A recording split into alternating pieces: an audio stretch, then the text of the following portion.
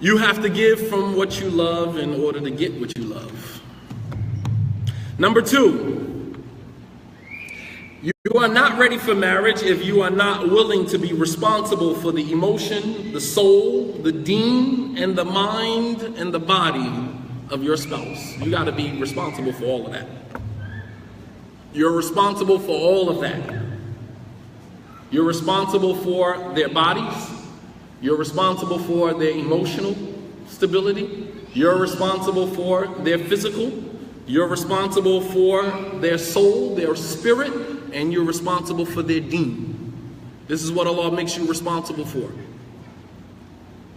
If you are not ready to be responsible for that, so when you sit down with someone, brother or sister, ask the person sitting across from you, are you really ready to be responsible for my soul?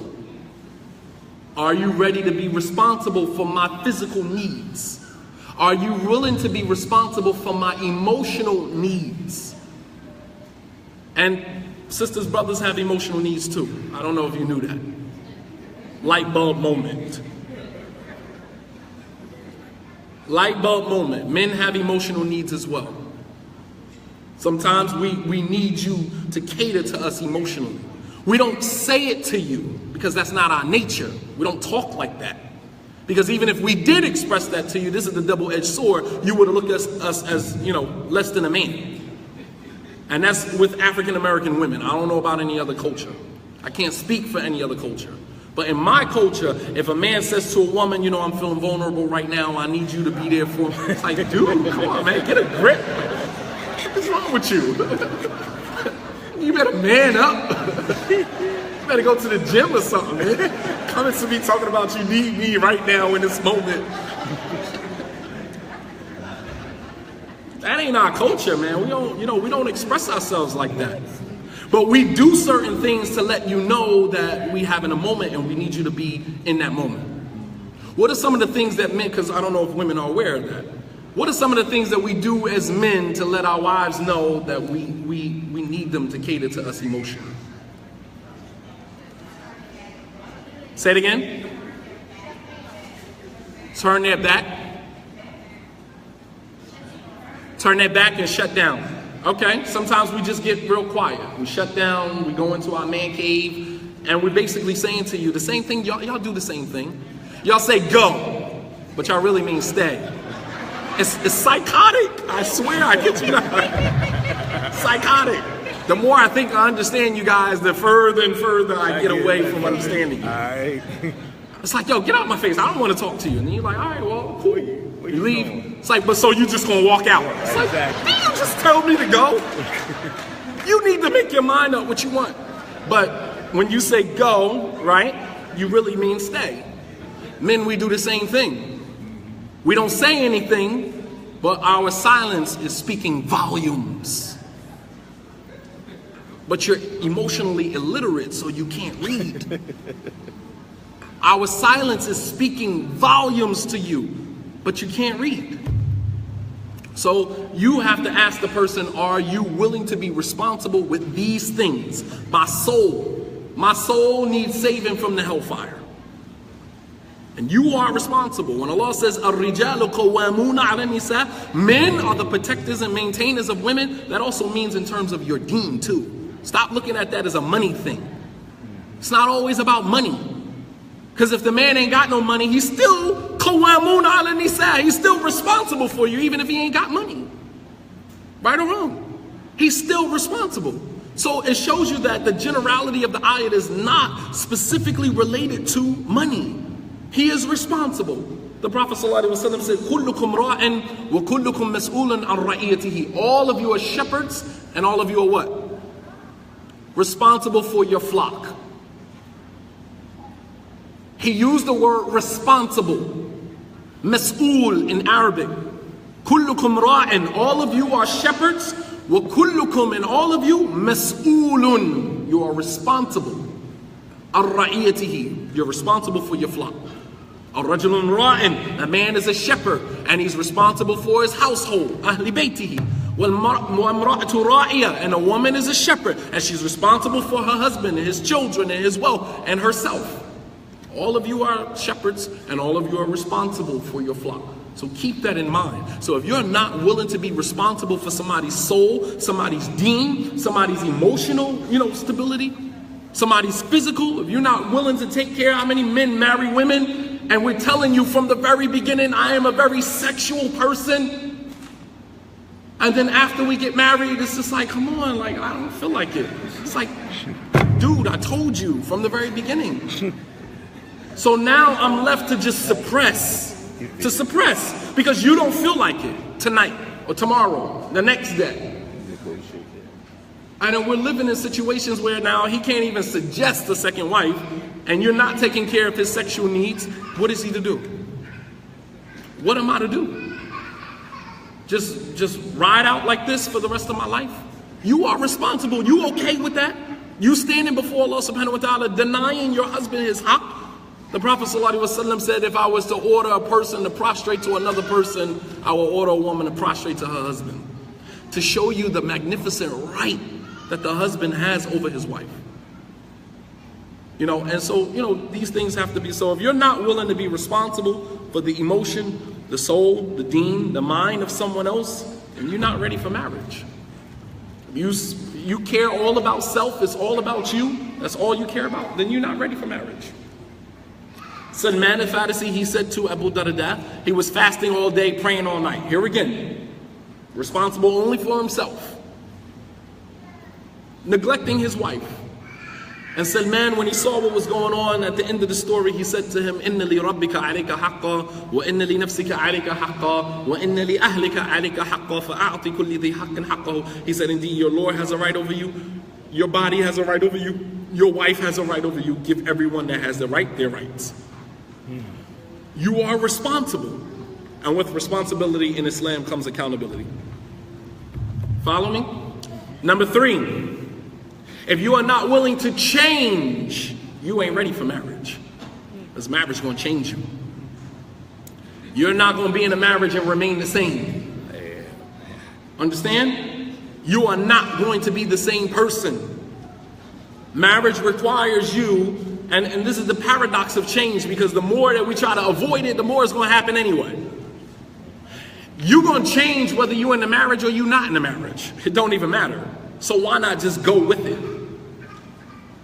But if you're not ready to change, you're caught in this self-aggrandizing moment where I believe I am the end-all be-all exactly the way I am right now. I don't need to change. Everything about me is perfect. Then you're not ready for marriage. Just stay by because obviously you're married to yourself. So stay with yourself. You don't need to be in a marriage. Right? This is the sisters, all these brothers trying to change me, so now I got to change my hijab. You damn right you got to change your hijab. You got your hair sticking out like, what do you mean? You're like, what man is cool with that? You didn't know? You thought that, let me get it right. So you thought we were going to get married and you were still going to be able to do what you was doing when you were single. All right? Sorry to disappoint you. Any man, because this is the contradiction. It's like I just want a righteous brother, right? Righteous brother come with consequences. And vice versa. You want a righteous sister.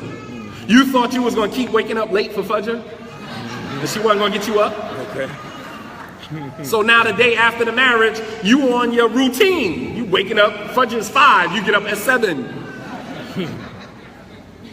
Pray your salat late. You marry a righteous sister, what you ask for, she getting you, tapping you 5 o'clock. Come on, honey, prayer is better than sleep. And you looking at, you get up with that look in your face, you looking at her like, but that's what you ask for. We can't ask for a righteous spouse, and then when the person comes with what righteous spouses come with, we get upset and angry. Oh, now I gotta change. What did you think? You thought you was going to still be the same? Because you guys get comfortable in bachelorhood. When you're a bachelor, men, we get real comfortable in our lifestyle, and vice versa with sisters. You get very comfortable. And then when you merge your life with somebody else's life, you tend to think that things ain't going to change. So you got your Facebook page, you got all types of men on your page, and then your husband like, yo, I'm not really feeling men on your page. I don't have women on my page. I ain't changing my Facebook page for you. These people I went to school with. These people I went to high school with. I ain't kicking it with them. I didn't say you were kicking it with them. I said you need to delete them from your page. Right? So if you're not willing to change, you ain't ready for marriage. And provided these things should be discussed, but sometimes we lie by omission. We omit a lot of stuff during the sit-down process, and then those things come back around, and we hoping that when he see it after we got married, because we tend to think sex is going to make everything go away. I'm going to give him a little bit of this, and then he's going to turn a blind eye to all of that other stuff. Nah. Now, I'm going to call you on that. And when I call, as Allah tells us in the Quran, O you who believe, when Allah and His Messenger call you to that which will give you life, respond. When I call you, you need to respond. When I say that's haram, I'm not standing for that. You need to respond. But don't try to stand your ground and say, well, you know, it's not a major sin, and we come up with all these frivolous arguments, right? Well, it's not a major sin. I don't care. I still sin. Don't think that you're going to merge your life with somebody else's life and you don't have to change. Think about all of these things that I'm talking about. And when you go into a marriage with someone and they begin to ask you to make these adjustments, right? You got to say to yourself, am I ready for that? How many sisters right now got men on their Facebook page? If you got married today and your husband said you need to delete them from your page, how many of you would be willing to respond right then and there? Sami'na wa ata'na, I hear and I obey. A lot of the older sisters, a lot of, you 30-year-olds, y'all cool. Y'all had y'all share. All you princesses, right? In the 20s, 21, 22, you in your princess phase. Because I'm cute, I ain't got no kids, I can have any man I want. That idea begins to change once you hit about 27, 28, 29, 30. Take them, delete them, delete. I hear it, I obey, I'll have no problems with that. So if you're not willing to change, marriage is about change, adjusting. Not necessarily change, but readjusting. Because you're in a different space now. You're no longer single. It's not just about you. So you're put in a space now where you got to make some adjustments. And if you're willing to stand your ground and not change, you're not ready for marriage. Bottom line. All right, number 4. If you are not ready to see your own flaws, you're not ready for marriage. Allah subhanahu wa ta'ala in His infinite wisdom, He usually pairs us up with somebody who shows us exactly who we are. The problems that you get in your marriage are indicative of the problems in yourself. Fix you, fix your marriage. If you are not willing to see yourself, see your flaws, you are not ready for marriage, because marriage is going to show you all of them. It's going to show you how childish you are, right? We petty. We petty as heck. I'll be the first to tell you, I'm King Petty. That's a nickname my wife gave me. King Petty. I'm going to have the last word. I'm going to do something, I'm going to say something slick, as I do. I used to be an instigator in Jahiliyyah. I was a big instigator. So, if you are not willing to see your own flaws, if you're the type of person, you stonewall, you put up your defense, every single time somebody come at you with something, you put up that defense. Because ain't no flaws in you. You're perfect. Right? We ever had those arguments without, so you perfect, my bad. I'm sorry I even said anything. Right? Sorry I even said anything, because you're perfect. Right? You can almost tell how arguments go with my house. I'm hard, man. We usually think we're easy to get along with. We're not that easy to get along with. We're not that easy. But marriage is going to show you some of your flaws, man. And you have to be willing to accept that when you see that. The Prophet ﷺ said that the believer is a mirror to another believer. What part of that don't we understand? You got two believers living in a home with each other. You are not going to hold a mirror up to each other and show each other your flaws and your mistakes. You're going to see it. And when you see it, it becomes your responsibility to say, you know what, I do that. I need to fix that. being accusatory. Why you all, using generalities that destroys a marriage? You always do this. I always do that? Always? Like every single time? You don't leave no gray area, no room for, well, you didn't do it yesterday, but you did it the day before, right? Nothing, just all the time? Well, most of the time. No. Because the problem is not that I do it. The problem is the way that you're addressing me. If you want that to fix, then you got to fix your approach. You use generalities. Who's going to respond to that? I always do that? Come on, man. You're not cutting me no slack. You understand? It's not going to work like that. And then when it's the tit for tat, well, you do it too. Well, admonish me about when I do it. Right now, I'm telling you about yourself. Don't use that to thwart and, circumvent the admonishment. If I'm pointing something out to you right now, don't double back and say, well, what about when you do it? Well, admonish me when I do it. Right now, I'm admonishing you. This ain't the time to point it back at me. This ain't the time for that. Because we oftentimes think that when I condone your stuff, you're supposed to condone my stuff. I'm sorry, you playing that game all by yourself. I didn't sign up for that. If I point out something to you, I'm expecting you to say, you know what? Ala rats wal ayn. I got you. I got you. Because you just held up a mirror to me.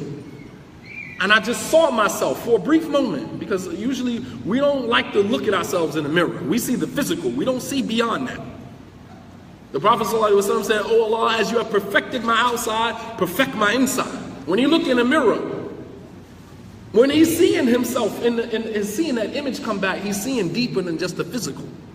So when you're in the home with your spouse and they're holding up a mirror to you to show you yourself, sometimes the mirror is the damage that you have caused to your spouse.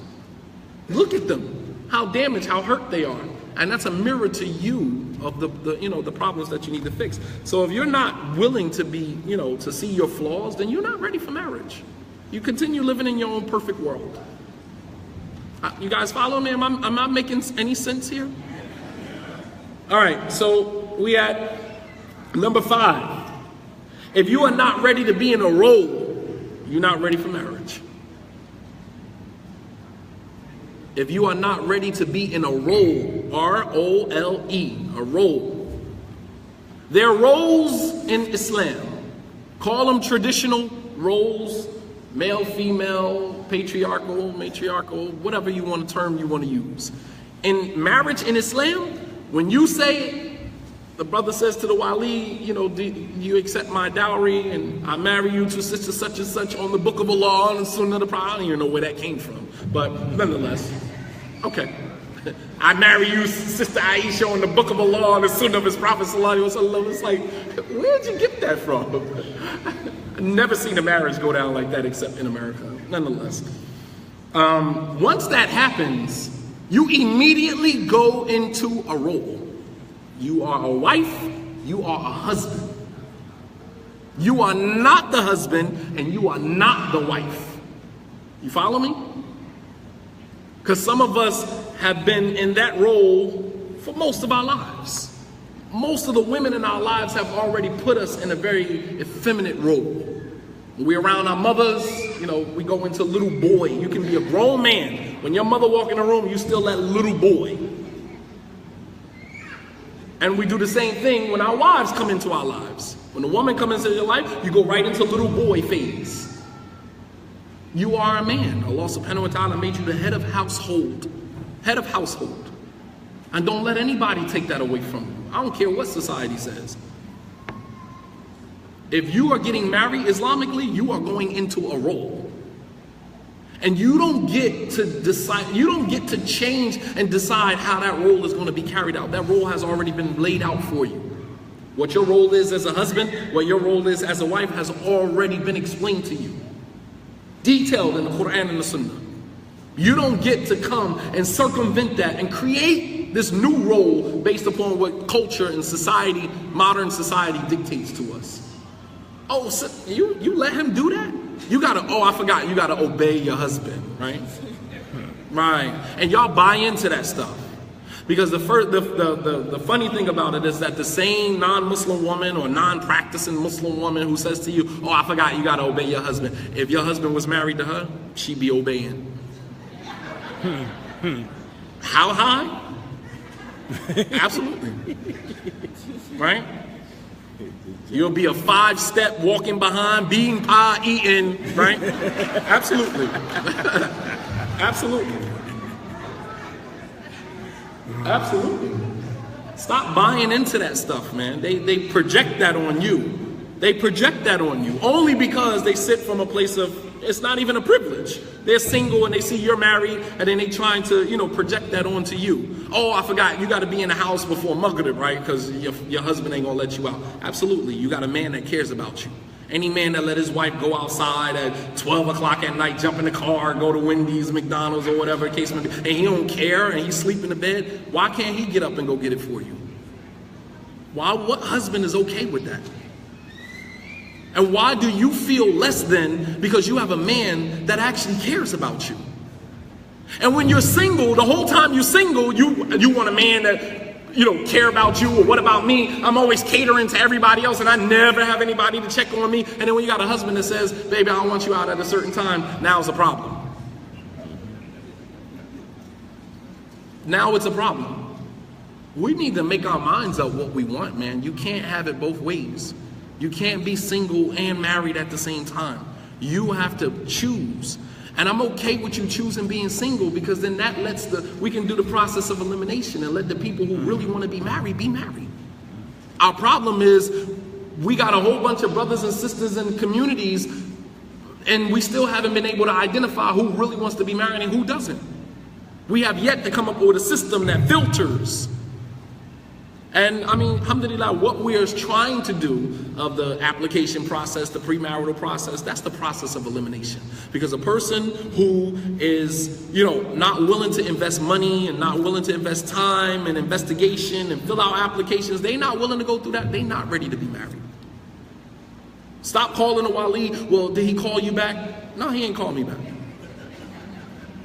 Because he's not ready for marriage.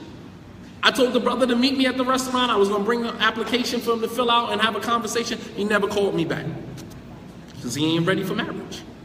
And you should be okay with that. Don't feel like it's something wrong with you. It's nothing wrong with you. Something wrong with him. So if you're not ready to be in a role, then you're not ready to be married. If you're letting people come to you and say, oh, you a second wife? Astaghfirullah, sister, you really lost your mind. Why in the world would you be somebody's second wife? And she's saying that because she's not married. Because if the same brother had asked about her, she would have been all game. It would have been all game. But because it's you and they can project that on you, and then some of us, we allow these type of people into our lives to destroy us. You start second thinking you in a relationship with this guy and you hear this woman talk and you're like, oh, yeah, I probably could have found somebody different. I could have probably, married in a situation where there was no kids involved. I don't have no kids. I don't really want to be in this situation. And then emotionally, you start to remove yourself from the relationship. The evacuation plan. Dangerous, man. Number 6, if marriage, this is a really important one. If marriage is the end all for you, and not a means to an end, you ain't ready for marriage. What do I mean by that? Huh? Getting married is the end for you. That means that all of your striving for Jannah, all of that stuff stops the moment you get married. Reading Quran, getting up at night for tahajjud, doing all of the things that you normally do to get the Jannah. Marriage is a means to an end and not the end. Marriage does not make you happy. Marriage helps to give you the space where you can explore your happiness. Marriage doesn't, if you believe I'm gonna get married so I can be happy, I just want to get married and be happy, you're just looking at the person like, you poor soul. You poor soul. You want to get married so you can be happy? You poor soul. then that means that marriage is the end. So what happens when you get married and that person doesn't make you happy?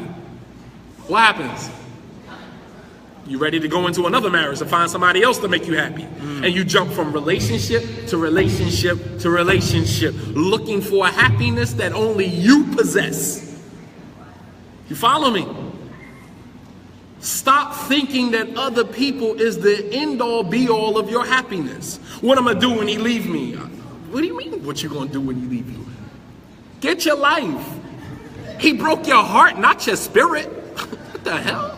What am I gonna do when he gone? Like, what do you mean? He broke your heart, not your spirit. Stop putting all of your eggs in this one basket. I get married, I'm gonna be happy. That's it. You see people post on Twitter, it's like, I just wanna watch Netflix, get married with my husband, and just disappear and be happy. It's like, you live in a fantasy, man. Stop watching. This is the result of single parenting growing up on Disney movies. I blame Disney. Because some of y'all is dizzy on Disney. If you thinking that I'm gonna get married and I'm gonna just be happy and disappear, and what happens when you get married and you're not happy now? You should already be happy when you get married. That's one of the telltale signs that you're actually ready for marriage, that you're in a good space. I'm at a good place in my life, and I'm ready to share that with somebody else. That's one of the telltale signs that you're actually ready for marriage. But if marriage is the end for you and not the means to the end, then you're not ready for marriage. So when a brother says, I just want to get married, sis, so we can be happy, inshallah, and you sisters, you just butter in his hands, because it sounds so good. Just want to get married and just be happy, inshallah, just sick of all this fitna, just want to be happy, inshallah. He's selling you a pipe dream. Smoking mirrors, absolutely. Number 7, and we'll make this the last one. If you believe that abuse will get you your way, you ain't ready for marriage. If you believe that in a marriage, I don't have to work for anything, I can just verbally abuse, emotionally abuse, or physically abuse to get my way, you're not ready for marriage. Because for some of us, that has worked all of our lives. We've been emotionally abusive to other people, right? Do you guys know what I mean when I say emotional abuse? Let me paint a picture for you real quick. Picasso. This is where brother, he wants his way, or sister, she wants her way. And the emotional abuse a lot of times will come from the men as well. We're emotionally abusive. We want our way on something. So our wife gets mad at something that we did, and then we'll get more mad than she was to make her feel bad. We'll reverse it back on her. And then she'll start to question herself, well, maybe I was a little too much. And you weren't. But that's his way of escaping and still getting what he wants. It's the gaslight syndrome. Go upstairs, I turn the light on. You go upstairs and turn it off. I go back upstairs and turn it on. And you're like, damn, I'm going crazy. I know I turned that light off. I know I'm not going crazy. You keep addressing him, but he keeps finding a way to wiggle himself out of that, making you believe that you're the one that's crazy. There's nothing wrong with you. This is emotional abuse. But if you believe that being abusive in a relationship is going to get you what you need, and unfortunately in the Islamic community, we've been taught to spiritually abuse. When you want a sister to do something, you tell her do what? What do we say, brothers? Fear Allah. Fear Allah. Obey your husband. Obey your husband is synonymous with shut up. I'm just real talk. Real talk. She says, well, I sat in one of the imam's classes and he said, sister, fear Allah and obey your husband. I'm done with the conversation. Basically, shut up.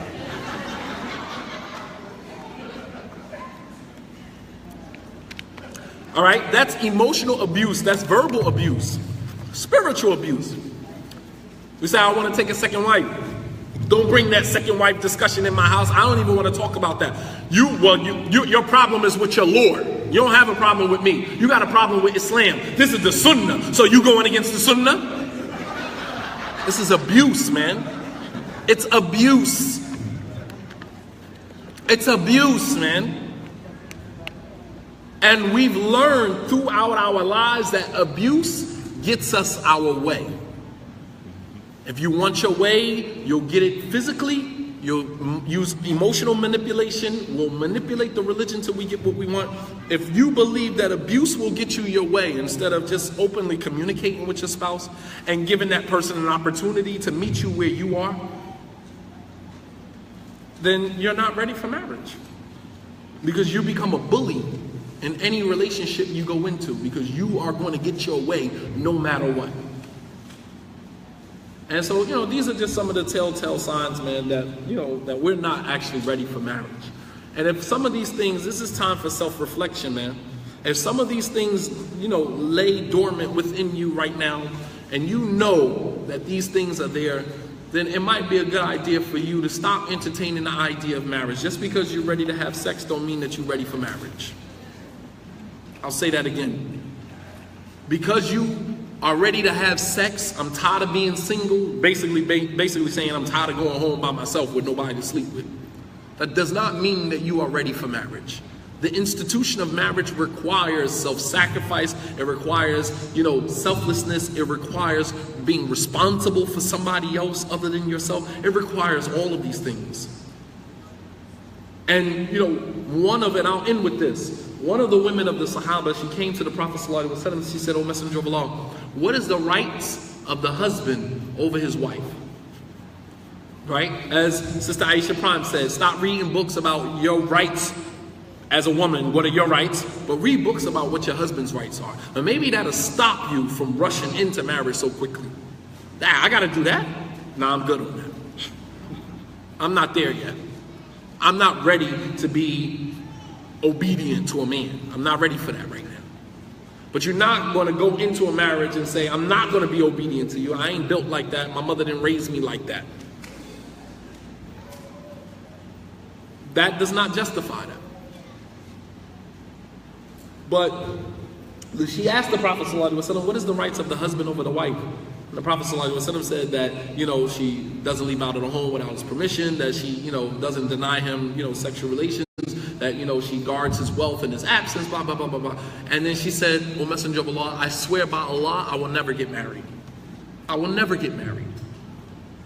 And she said that because she realized that the rights of the husband over the woman is serious. And I'm not willing to jeopardize my Jannah over that. So I would much rather opt out of that situation. I'm cool, at least for right now in my life. I don't feel that I can give anybody that at this moment. So I'm going to be honest with myself and say, you know what? She said, I will never get married. And she walked away. Because she realized that the rights of the husband was more. They exceeded what she had the ability to give at that moment. And so it's just a matter of us being honest with ourselves. So this is what I wanted to present. Allah subhanahu wa ta'ala knows best. There were some questions that came up to the front, inshallah ta'ala. I want to give Brother Hassan and Naila and Sister Zara an opportunity to address some of these. There's one here. I'm giving that to you. she made the determination what you were going to read. What you were going to ask. She wait to come around or something. Okay. Okay, let me see the one you got. Okay, so this question was to Sister Naila and Hassan. How do you differentiate between being patient in your marriage and being a fool? It's hard to know when to stay and wait things out and when to move on. Good question. I think both of those questions that she came, you might want to read both of them because actually they were both kind of synonymous. So we can take care of both of them probably at the same time. The other one says that she's married to someone and they don't pray. The yellow one? Paper. Yeah. Okay. All right. The other question along with that was for sisters and brothers who have been snake bitten and are cautious when marrying again. Should her learning and wanting to see how the marriage goes to give up an apartment, give up a job, etc., do these actions not reflect the hadith that a Muslim should not be bitten in the same hole twice? Yeah. I mean, All right, so basically she's saying, should I wait to give up my apartment and move in with him so that I don't fall into getting stung by the same hole, stung in the same hole twice? all right. Not gonna say they wasn't both kind of wasn't the same, so we're gonna deal with the first one first. That's fine. All right. Wow, that was a hard word, fool.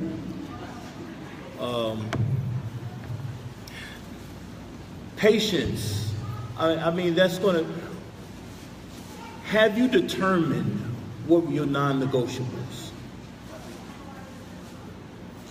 If you are a sister or a brother in this instance, and you are in a relationship, and there are going to be some things that naturally happen in a relationship, we're just not going to agree on everything.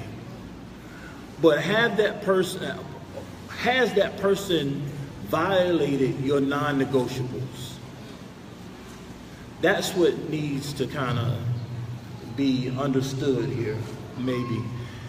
You know, we have some no-fly zones. We tell people in our premarital to develop no-fly zones, because and these are going to be your non-negotiables.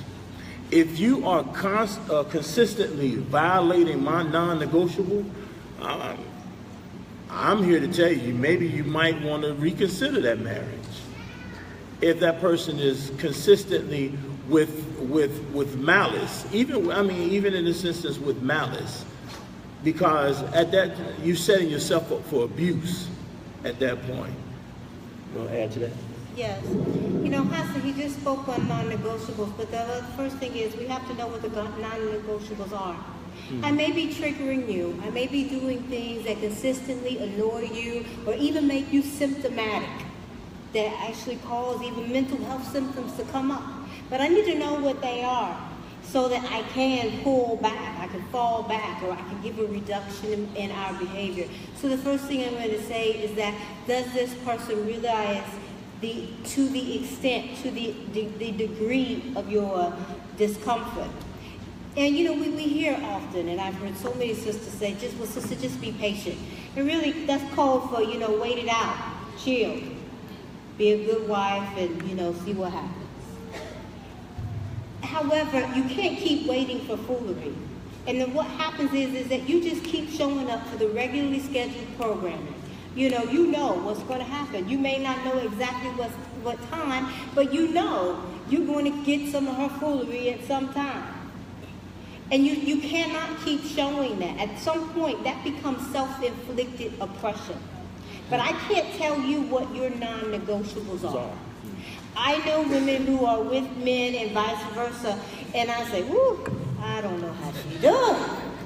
I couldn't take that right there. But she's able to maneuver that because she is a different type of woman. So I can't tell you what your non-negotiables are. You know, there are things like abuse, addiction, any type of abuse, sexual abuse, physical abuse, verbal abuse, addiction. You know, those things to me, I don't even put that on the non-negotiable list. Who shows up for marriage doing that? Really? I'm not even discussing that with you. It's like, are you Muslim? Man, don't even come to me without even being Muslim. That's crazy. There are some things that I'm just not even going to discuss with you. And so when we're talking about non-negotiables, well, you know, she just cusses me out sometime. You know, I can take it, but you know, she doesn't cuss the kids out. You know, so, but the issue is that, okay, well, you know, he doesn't slap me in my face. You know, he doesn't hit a Muslim in the face. And you're trying to make excuses for what is something that's really non-negotiable behavior. And so I want to be clear that when we say non-negotiable, don't excuse it away. There are some things that really should not be occurring. But outside of those things, there are some things. Let me use Hassan for example. There are certain words that you can't say to him. I grew up in a house with a whole lot of women. Words do not bother me. I'm like Wonder Woman with the bracelets, man. It just bounced off. Because they were hardcore. in the house, you know, Hassan, he's like, woo! Your sisters, your mama. I can't take it. Words don't bother me, but there are very specific words that I can't say to him. And I was like, man, that bothers you? He's like, yeah.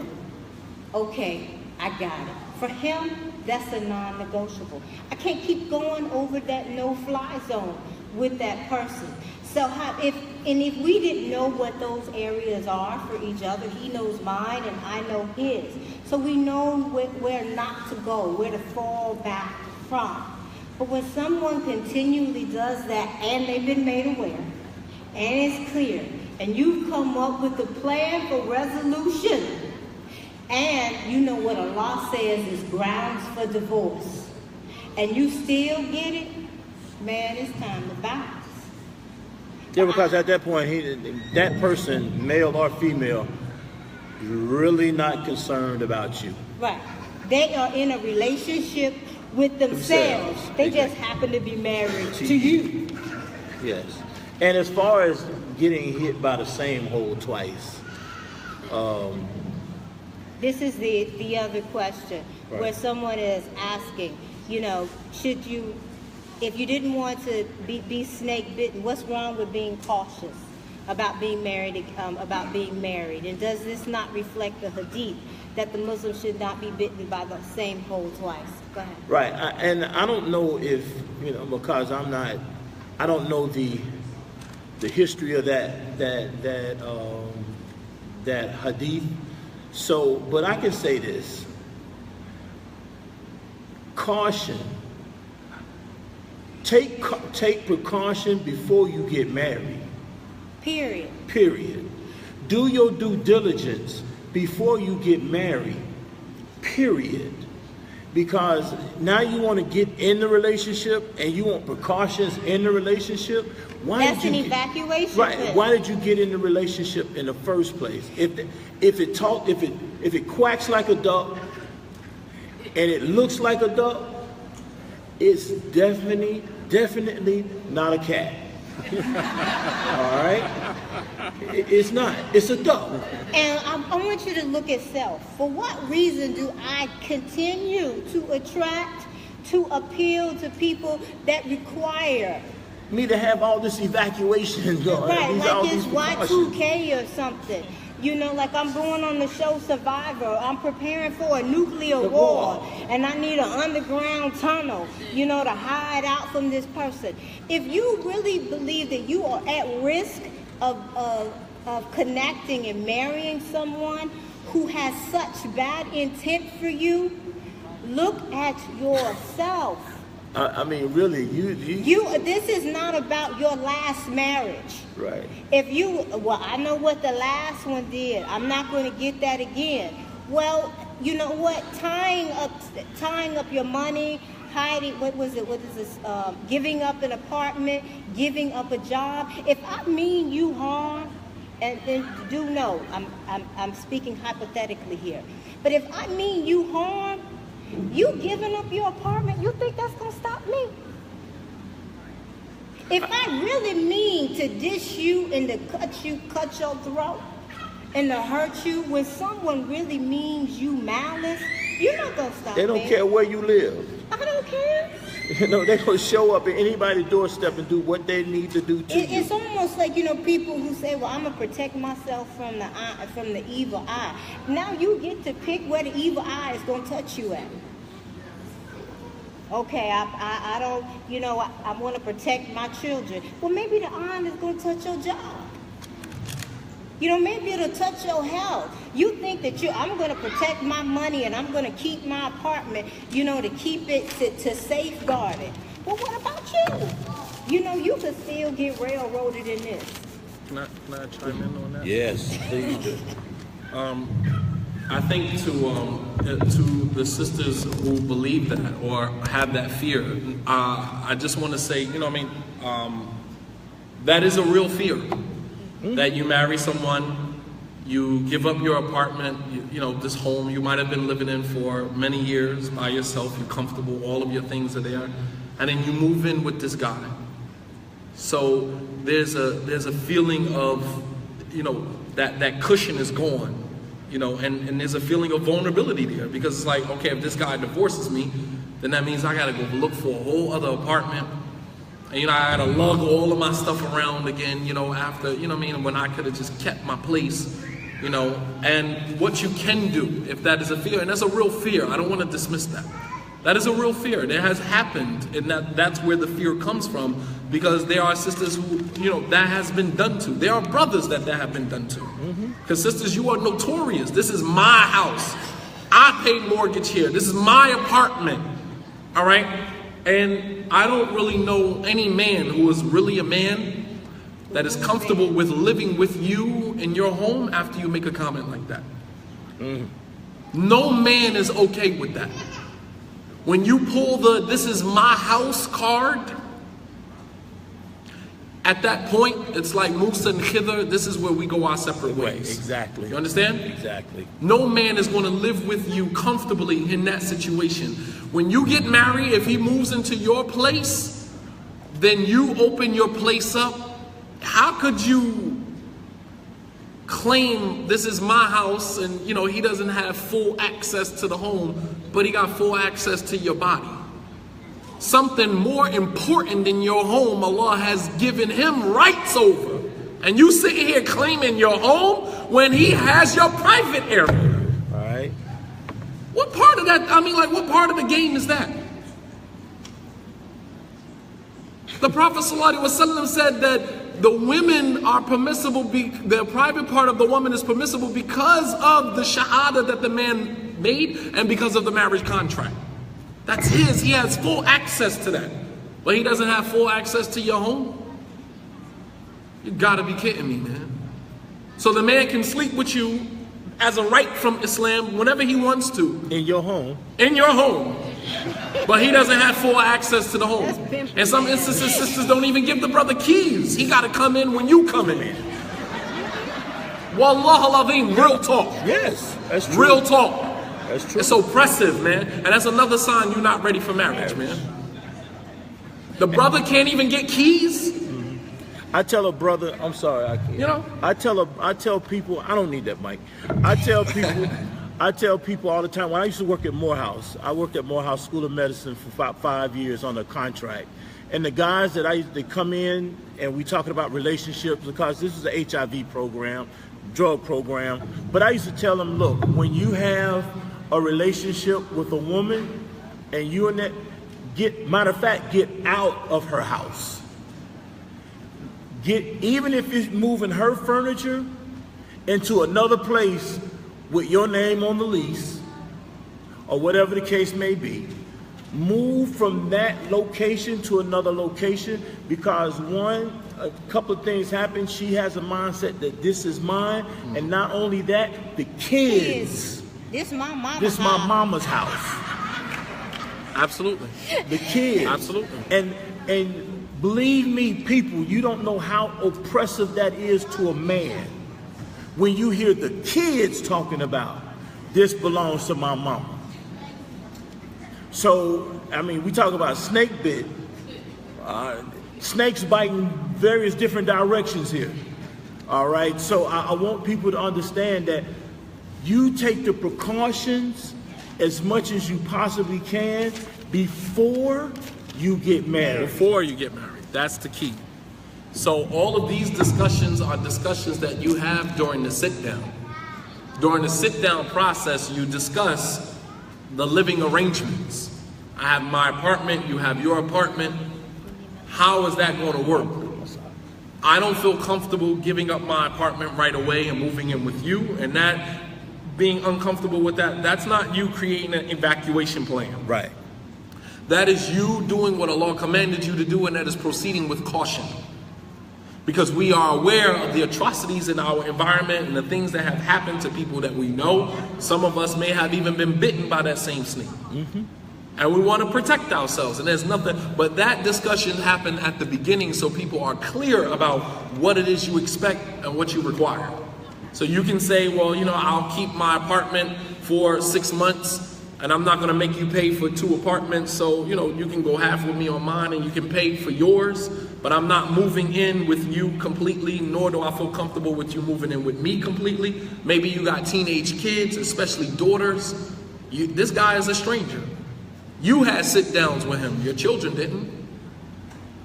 They're still what is called a legal stranger to your children. And until you are comfortable with that, you can make those stipulations. I don't want you at home with my daughter or with my son alone by yourself. Right? So I don't give you keys for that purpose. Maybe I have smaller children at home, kids that are home by themselves until I get home from work. I just married you and I'm not comfortable with you in the home with them. I'm comfortable with you and me. I don't have a problem with that. I married you. Obviously, I'm comfortable with that. But children who are young, vulnerable, weak, they can't defend themselves, no. And these are things that you guys can agree on at the very beginning so you are clear. But to marry someone and to say, well, this is my house, or I'm not giving up my apartment, so we need to figure something out. What are we going to figure out? We already married. These are things that we discussed beforehand. All right. There was another question. How long should you wait for someone to come around and start practicing the religion? Meaning the couple is married and the husband or the wife stops practicing Islam, stops praying. And how long should you wait in that situation before you decide this is over with? I don't think that there's a time limit. There's no window that I or anybody else could put on that. I think your heart and your soul will tell you when it's time to leave. The sad thing about it is that when our heart speaks to us, we don't listen. And then when we don't listen, we're waiting for somebody else to give us permission to leave.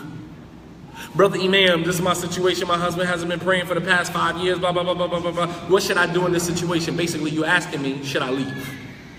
You don't need permission from nobody to do what you believe is the best thing for you. If you are not happy, then guess what? Fix it. It's only you can fix that. Nobody else can dictate to you what is going to make you happy. Only you can decide that. But some of us in these Islamic communities, our trust in ourselves has been stolen from us. We don't even trust our own selves anymore. Some of the basic matters of everyday life, we got to call a scholar, we got to call this person. Wallah al-Azim, I'm amazed. Right, you need a scholar to tell you that? A girl was supposedly molested in a particular masjid in this city, and we got to call the sheikh to find out how we should proceed. And the sheikh said that if in fact the brother after due process is guilty, then we should just... You needed a sheikh to tell you that? You needed a scholar to tell you something that common sense should have already dictated to you? Subhanallah al-Azim. The Prophet ﷺ, he separated a man and a woman and said, you guys cannot be married because you were breastfed by the same woman. Or he said, you were breastfed by the same woman. So the guy came to the Prophet ﷺ, he said, oh, Messenger of Allah, does that mean that we have to separate? He said, Kayfa wa qad qila. What else are you going to do? I already told you. Do I got to spell it out for you? What do you mean do we got to separate? You were breastfed by the same woman. That should already be understood.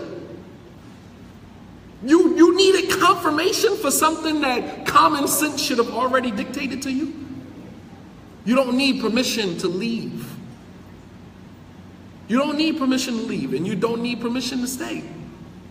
That's totally up to you. So, in these type of situations, how long should you wait before, when you're sitting here and you're contemplating how long I'm going to be patient with this situation, guess what? You already gone. You follow me?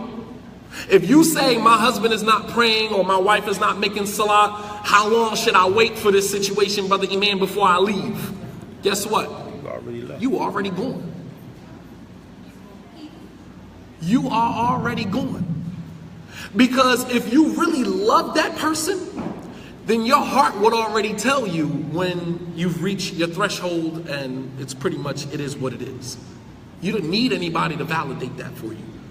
But if you do have a spouse that is struggling through that, the strongest thing that you can do for them is be patient with them and make dua for them. If you really care for them, how long should you be patient with them? What is being patient in this situation? You telling them it's time for salat, so you just not gonna pray? That's being patient with them? Or is it, you know what? For every salat that you don't pray, that's how many rak'ahs I'm gonna get up tonight and make tahajjud and ask Allah to forgive you. Ask Allah subhanahu wa ta'ala to restore the love for salat back in your heart. As hard as you work to detach yourself from Islam, the harder I'm gonna work to make sure that you are reattached to Islam. And even after our marriage dissolves, I'm gonna still make dua for you. You're my brother in Islam, and that separation never happens. You can divorce me, we can separate, or whatever the case may be, physically, but we never separate spiritually. You are my brother in Islam, I'm your sister in Islam. We never depart. We never depart. That's true love for the sake of Allah subhanahu wa ta'ala. And so instead of sitting back from a place of privilege saying, it's time, you haven't been praying this amount of time, or you haven't been, how many days of fasting have you missed? The better thing to do would be to show the person by action. The dua of the person, the believer, is powerful. Imam al-Bukhari, rahimahullah ta'ala, he was blind. He went blind when he was a kid. Imam al-Bukhari, Sahih al-Bukhari, Muhammad ibn Ismail, he went blind as a kid. And his mother said, Wallahi, I will stand up every night in tahajjud and I will not go to sleep until Allah restores your eyesight back to you. Now, you might something you want to try. Could be. You never know. You never know. Never underestimate the power of dua, man. MashaAllah. She got up every night and prayed, and she woke up one morning and Allah returned his sight to him. And Imam al-Bukhari eventually went blind again later on in life as an older man. But this is the power of the dua of the mother for her child. And as intense as your love is for someone will determine the intensity of the dua. When you love someone, the intensity of the dua will increase because of your love for them. When you don't really care about someone, right? Then the dua is not going to have that level of intensity because the heart is not involved. You follow me? The heart is not there. Which is why the Prophet ﷺ said that Allah does not answer the dua qalbin wahin, that a heart that is not present. You raising your hand making dua, but you looking around here, and Allah's not going to respond to that. Your heart is not present. Based upon the degree of the intensity of your love for that person will determine the intensity of the dua, and perhaps Allah subhanahu wa ta'ala will respond. You get up at the third of the night and you say, oh Allah, my husband was a good guy, my wife, this is a good woman when I married. I don't know what she's going through. I don't know what he's going through. Oh Allah, see my situation. Oh Allah, respond. Making tawassul. Oh Allah, if I did this good deed on this occasion for you, then return to my husband his deen. Because if the deen was taken away from him, who did that? His Lord subhanahu wa ta'ala. He's the one that gave you the deen. He's the one that take it away from you. Lillahi ma a'ta wa lillahi ma akhadh. The Prophet sallallahu alaihi wasallam said, to Allah belongs what he gives, and to Allah belongs what he takes. So if Allah took your spouse's deen from them, then you, the only one that can give it back to them is your Lord subhanahu wa ta'ala. So the whole idea of how long should I wait before I leave the marriage, when you make a comment like that, guess what? You already gone, man. You just looking for validation to leave. You just didn't pack yet. Right? So, we have to learn how to have more compassion, more connection with our spouses, man. I don't want to take up any more time. We've been here. It's 9:49, inshallah ta'ala. People got to go to work tomorrow. Some of us. But I would say thank you all for coming out and making this event, I believe, was a very successful event. The fact that people came, I saw you guys taking notes. Everything was recorded, alhamdulillah, and hopefully we'll make the audios available, the videos available, inshallah ta'ala. You guys that were online, we had people, online benefiting, alhamdulillah. So I think it's safe to say that, man, it was a good day, man. Alhamdulillah. It was a good day. MashaAllah. No fitna, no drama, alhamdulillah. Sisters enjoying, brothers enjoying the company. Yes. Number 5 was, if you are not ready to be in a role, husband role, wife role, you're not ready to submit to those type of traditional roles, then you're not ready for marriage. So inshallah ta'ala, we're going to pray Salatul Isha and leave. If you guys have any questions, then you can see Sister Naila, Brother Hassan, Sister Zara. You can see them at the table here and exchange numbers with them, network, increase, you know, your resources. When we're in crisis, the best thing that we can do is have resources, people that we can go to.